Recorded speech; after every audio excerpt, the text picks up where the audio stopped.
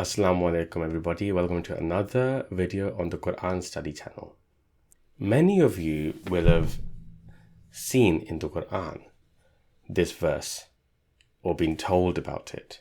In Surah Al-Furqan, chapter 25, verse 33, Allah says, وَلَا يَأْتُونَكَ بِمَثَلٍ إِلَّا جِئْنَاكَ بِالْحَقِّ وَأَحْسَنَ تَفْسِيرٍ. And not they come to you with an example, but we bring you the truth, the best tafsir. Now, often people read this verse and they claim to believe it and understand it. But in practical terms, when discussing concepts which arise in the Quran, when looking at different words that arise in the Quran, that we come across in the Quran, people tend to want to gravitate towards explanations written by other people. And they say to understand the Quran and the words in the Quran, we have to refer to books and opinions written by other people. Whereas the Quran is saying, God is saying in the Quran that we, as in God, provides the best tafsir.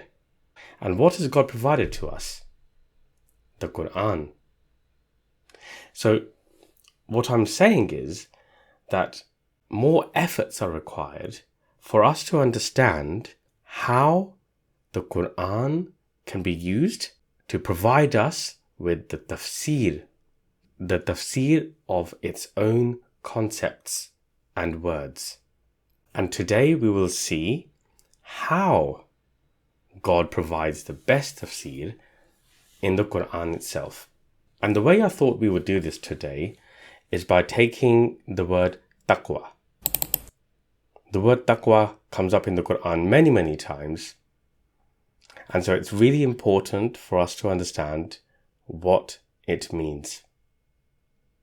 And we will see that Allah provides the tafsir of the word Taqwa in the Quran itself in an amazing level of detail. And I hope what you will find is that once we've gone through this study session, that we've looked at the tafsir of Taqwa in the Quran, perhaps you will begin to realize that in fact we need not look for tafsir in any sources outside of the Quran. Let's begin.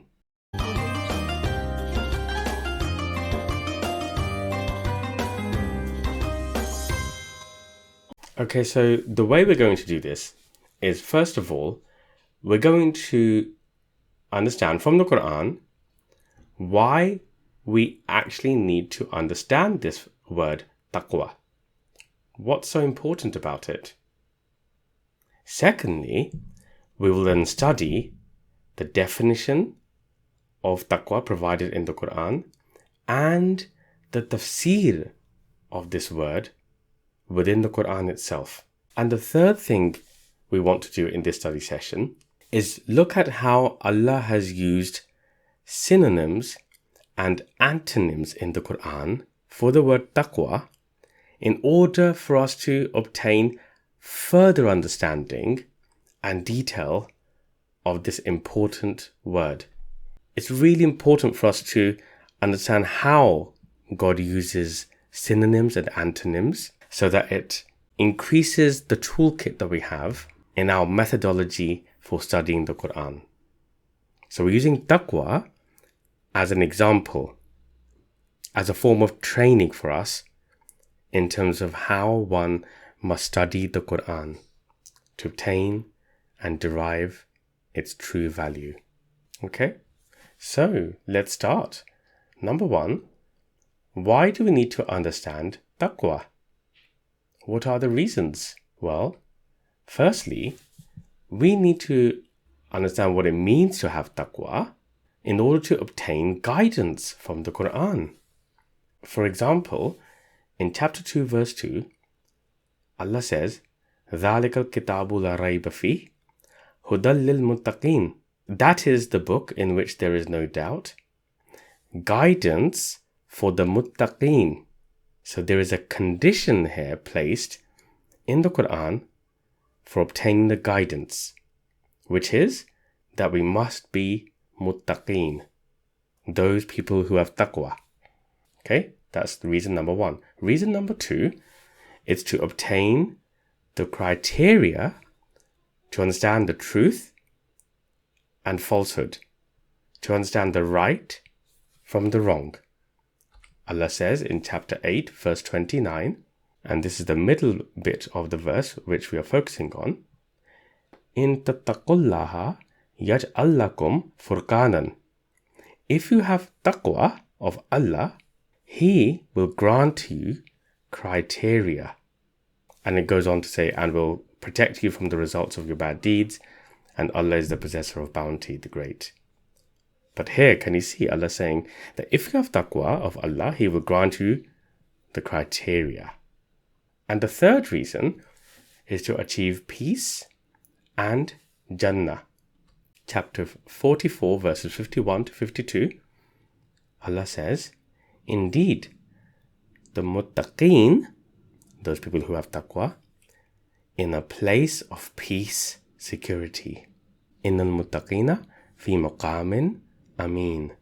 In Jannah and springs, fi jannatin wa uyun. So you see, there are three reasons why it is important for us to understand what the word taqwa means so we can obtain it. So, next, let's have a look at the definition and then the tafsir of taqwa in the Qur'an. So the first thing is, what do we need to have taqwa of? Taqwa of what? We've seen why it's important to have taqwa, but taqwa of what? Well, Allah describes this for us in the Qur'an. The first thing is we need taqwa of Allah. For example, in 49:1, Allah says, وَاتَّقُوا See, taqwa of Allah. And 49:1 is just one of these verses. There are several other references in the Qur'an which have stated here on the right hand side of this page. 33:37, 33:70, so on and so forth. There are many, many others. Okay, so taqwa of Allah. Then, taqwa on the day of accountability, the day of judgment. In 2:281, Allah says, وَاتَّقُوا يَوْمًا تُرْجَعُونَ فِيهِ إِلَى اللَّهِ. وَاتَّقُوا يَوْمًا, taqwa in the day. This is the day of accountability. Then, taqwa of the trial.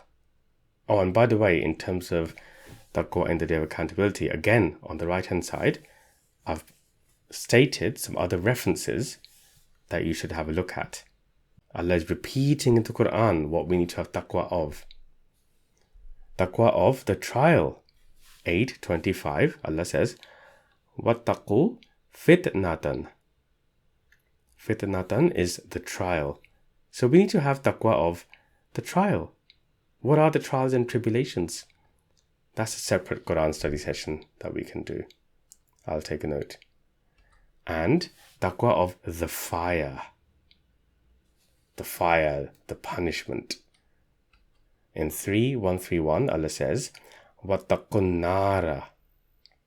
وَاتَّقُوا النَّارَ. Nar is fire. And this is repeated in 2:25.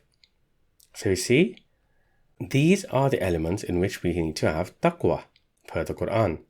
Now, if we look at the common translations of the Quran in English, there are two different translations you will normally find. Either taqwa in these things will be translated as fear, for example, fear Allah, or fear the day, fear the fire, or be conscious of Allah, conscious of the day of accountability, etc. Now, from my perspective, I don't think that fear is an appropriate translation. Because consider this, Allah is not to be feared. Allah is to be conscious of, but not to be feared. Allah describes himself in the Qur'an being merciful, forgiving, bountiful. He's Rahman, Rahim. These are things towards which we would run, not fear.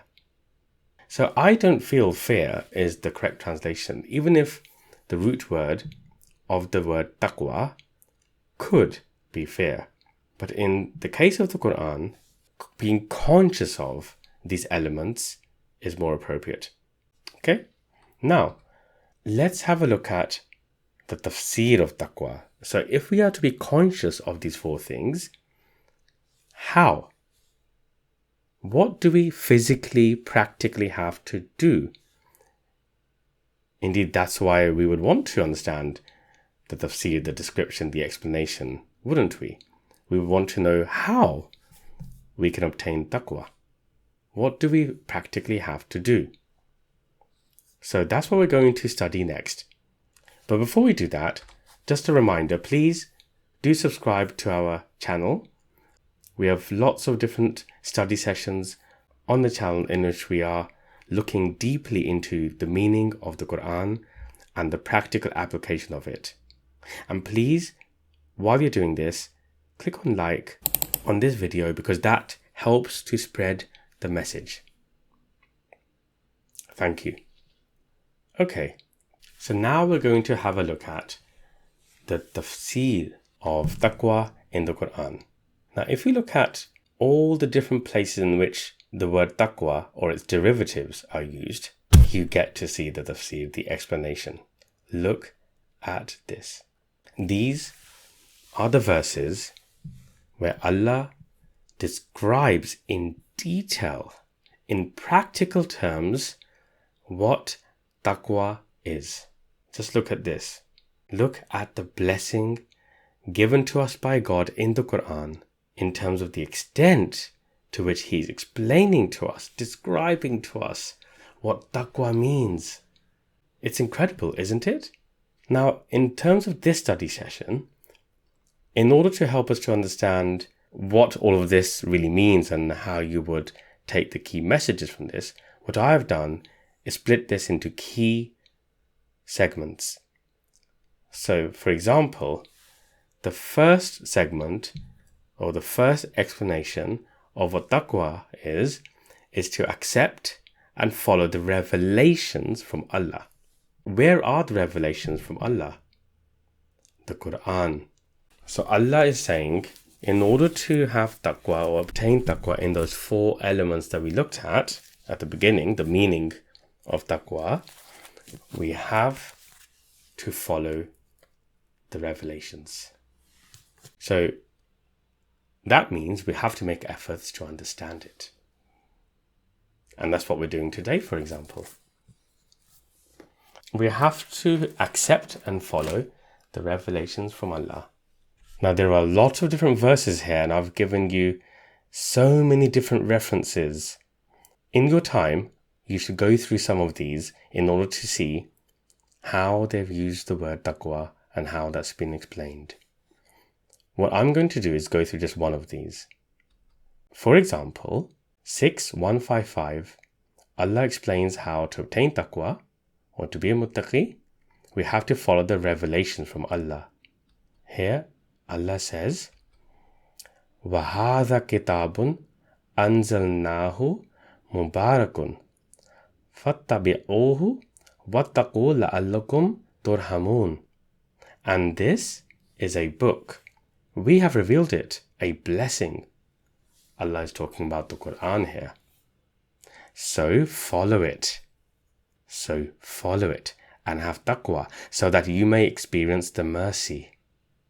Look at this. Look at how Allah is providing an explanation of taqwa. He's saying to have taqwa, you have to follow the book that has been revealed.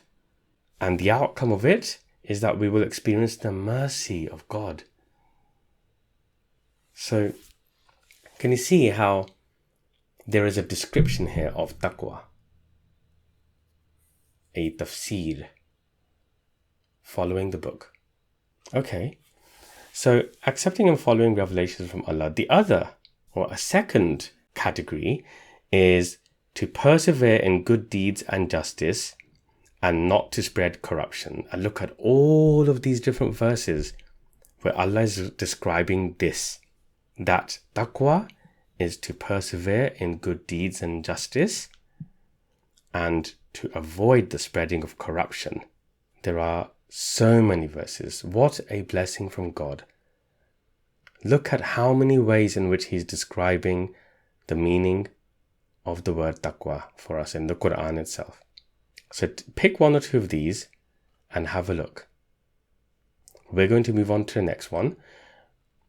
The next category is to stay truthful and to fulfill covenants, to fulfill our promises.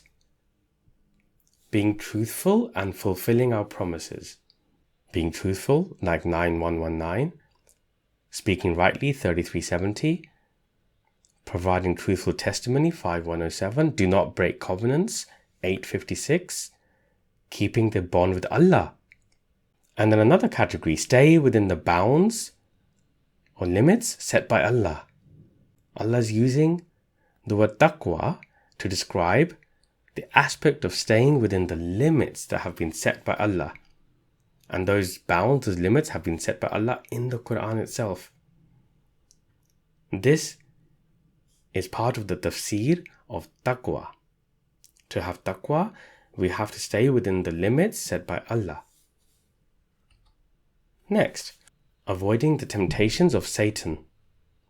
Look at how many verses Allah is describing that to have taqwa, to be a muttaqi, we have to avoid the temptations of Satan. Again, take a few of these, open up the Qur'an and take a look. And then the last category is to not associate anything or anyone with God or His commands.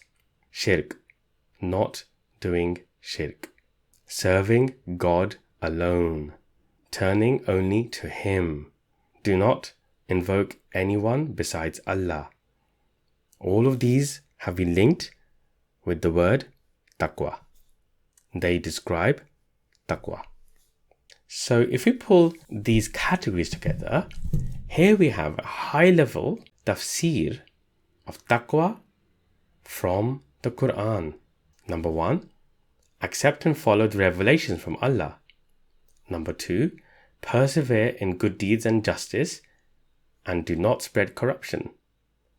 Number 3, stay truthful and fulfill covenants, promises. Number 4, stay within the bounds and limits set by Allah, which exists in the Qur'an. Number 5, avoid the temptations of Satan. And number 6, not to associate anything or anyone with God or His commands, serving Him alone.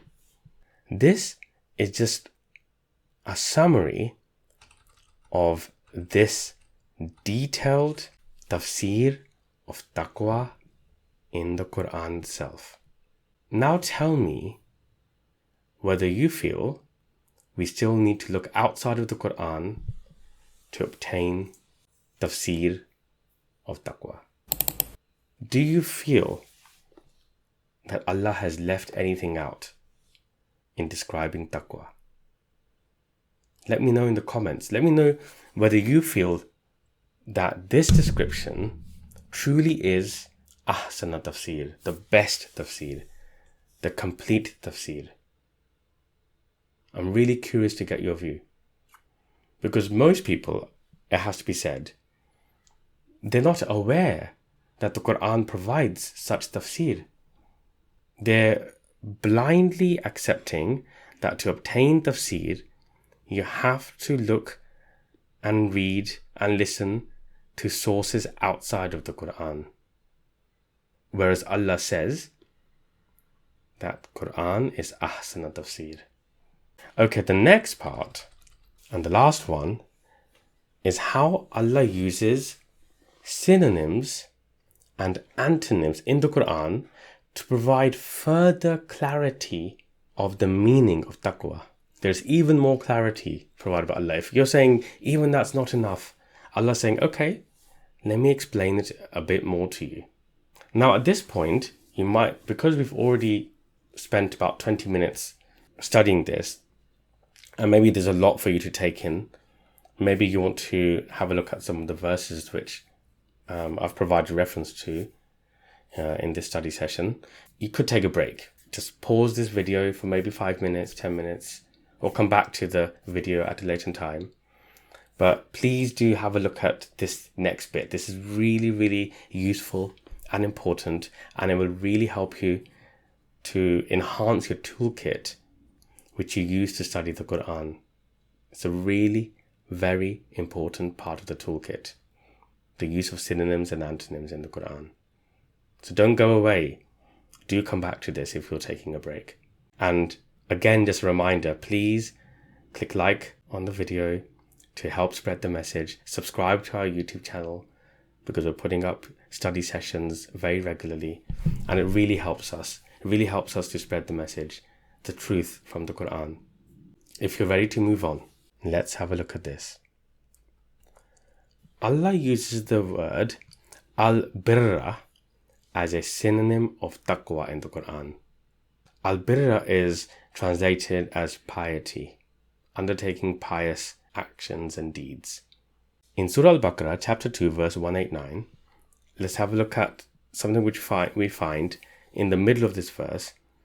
Allah says, وَلَكِنَّ الْبِرَّ مَنِ اتَّقَى. But al-birra, the pious, the righteous, are who attaqa.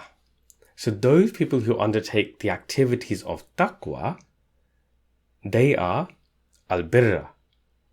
So they're synonyms. Allah is saying that al-birra and taqwa are synonyms. So then the question arises, well, does Allah define al-birra then in the Qur'an? Is that defined? Well, of course it is. And before we go into that, have a look at 589 and 2177 as well, because in those verses Allah describes taqwa and al-birra as synonyms as well. So it's not just the verse which we just looked at, there are other verses too. If you want to have a look at the definition of al-birra in the Qur'an, you look at these two verses. There's Surah Al-Baqarah 2, 177 and 392. And 2177 is a very detailed description, definition of al-birra. We're not going to go through all of them, but suffice to say that there is a very detailed definition. So al-birra has been very clearly described, and Allah says that al-birra is a synonym of taqwa. So look how Allah is using synonyms. Now, when it comes to taqwa, what's really interesting is the use of antonyms. There are 3 antonyms used in the Qur'an for taqwa: udwan, ghawin, and fujjar. And I've given the references here where Allah describes how these words are antonyms of taqwa. So for example, let's have a look at udwan, and we will just look at chapter 5 verse 2. Allah says, and I'll only go through the English translation for today, and cooperate in piety and taqwa. So here again, al-birri and taqwa are being shown to be synonyms. And do not cooperate in sin and the udwan. وَلَا تَعَانُوا عَلَى الْإِثْمِ وَالْعُدْوَانِ. So Allah is saying that al-birri and taqwa, piety and taqwa are on one end, they're synonyms, and you've got sinning and udwan on the other end. They're antonyms. So udwan is an antonym of taqwa. And then again you might say, well, what's the definition of udwan then? Is that given in the Qur'an? Well, yes, of course it is. Look at all of these verses where the definition of udwan has been provided by God. We're not going to go through all of these in detail today, but take a screenshot, pause this video, ask me, contact me if you want these slides. I could provide them to you. These are very important notes. But the summary, as you can see on the right-hand side, the meaning of udwan, in summary, is to transcend the bounds and limits set by God and to act unjustly. That is what udwan means. And those are antonyms of the meaning of taqwa. In fact, when we looked at the tafsir of taqwa in the Qur'an, the direct tafsir, we saw the opposites of these activities. Okay? Ghaween. How is this used as an antonym? Well, let's have a look at chapter 26, verses 90 and 91. Allah says, and brought near the paradise for the muttaqeen, and made manifest the hellfire for the ghaween. So Allah is saying, on the one hand, you have paradise for the muttaqeen, and on the other hand, you have hellfire for the ghaween. So muttaqeen and ghaween are different people. They are opposites. Can you see? Can you see how Allah is using antonyms, opposites, to help us to understand what muttaqeen, what taqwa means? So again, does Allah provide a definition of ghaween in the Quran? Of course He does. Look at all of these verses where ghaween has been defined. In summary, ghaween is to disobey God's commands. It is to live a life of error and on the wrong path. That's the summary. But you can see, and we've got references here from the Quran of the definition of ghaween.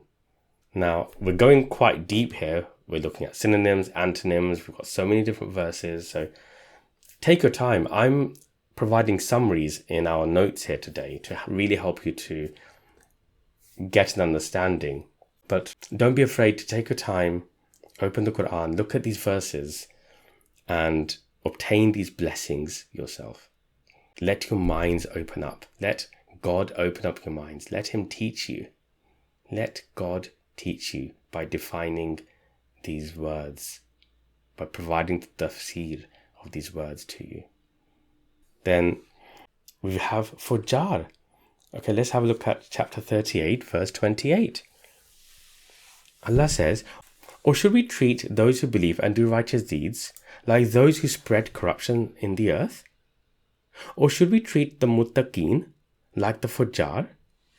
Can you see how Allah is saying you've got the muttaqeen on one side and you have the fujjar on the other side? Muttaqeen, fujjar, antonyms, opposites. So if you understand fujjar, you can use that to understand what the muttaqeen are, because they're opposites. Can you see why I was saying this is such an important toolkit? Again, what does fujjar mean? Allah provides us with that definition in all of these verses here. Fujjar are those who give to others less than is due, those who do kufr, those who undertake activities in opposition of al-birra, which we looked at. These phrases, al-birra, muttaqeen, fujjar, ghaween, they all relate to each other. The verses, they use these terms repeatedly in connection with each other, sometimes as synonyms, sometimes as antonyms, so that we can get a practical understanding of what it is they mean and what it is we have to do or avoid. So here they are, the antonyms of taqwa. Again, let me ask you that question. Do you think we have to look outside of the Quran to understand taqwa? Or any of these words, whether they be synonyms or antonyms? What do you think? Now we're going to summarize this study session. So the meaning of taqwa. Remember we started with the fact that it is to be conscious of four things. Allah, the day of accountability, the day of judgment, the trial, the fire. And by the way, all of these four things require very in-depth study sessions to understand what these things are. What is the trial? What is the fire? What is the day? What is Allah? Inshallah, we'll be doing study sessions to understand all of these from the Quran itself. So it's to be conscious of these things. But how? By the following. And this is what we got in summary from the tafsir that we extracted from the Quran.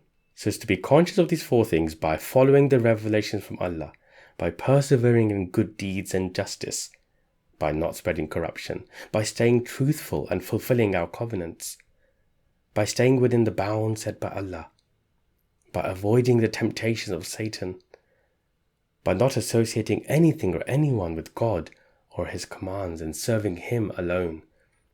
This is the meaning of taqwa, all extracted from the Qur'an. I go back to this.